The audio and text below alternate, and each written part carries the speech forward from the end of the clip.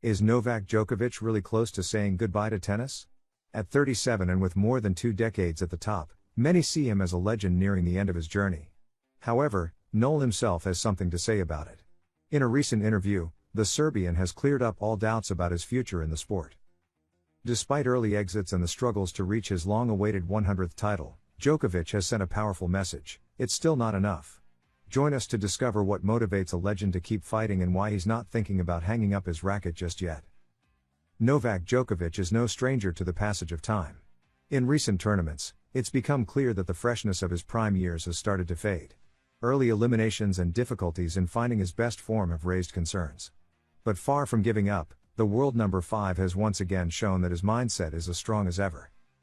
During an interview with Business Traveler, Djokovic was candid when discussing his current situation. "It's difficult to get the same results as when I was at my best," he admitted. Still, he made it clear that greatness doesn't disappear, it simply transforms. According to him, each week is a new opportunity to grow and compete from a different version of himself.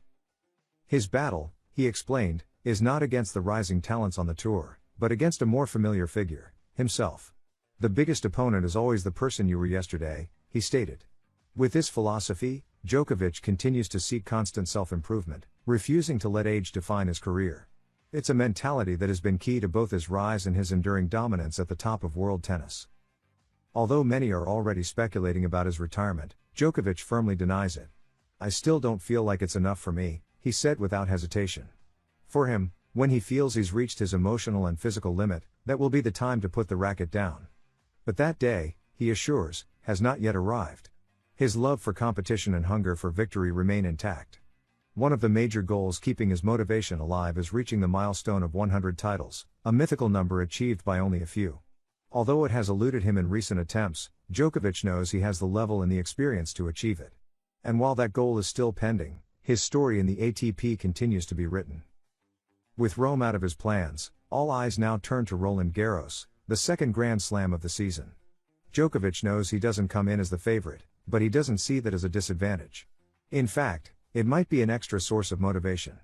He assures that he's focused on his preparation and that he will try to show his best version in Paris, once again, with his passion intact and the conviction that he still has much to offer. Novak Djokovic remains a born competitor. Despite his age, recent defeats, and the natural wear and tear from years of maximum effort, his mindset stays strong. He rejects the idea of retiring soon because, in his own words, he still hasn't had enough. His words reflect the spirit of a champion who doesn't give up easily. Djokovic is not only competing against other tennis players, he's battling his own limits, fatigue, and time. And as long as that battle keeps him standing, he will continue adding new chapters to one of the most remarkable careers in tennis history. Draper responds to Alcaraz, "I guess if you want to be great, you have to make sacrifices."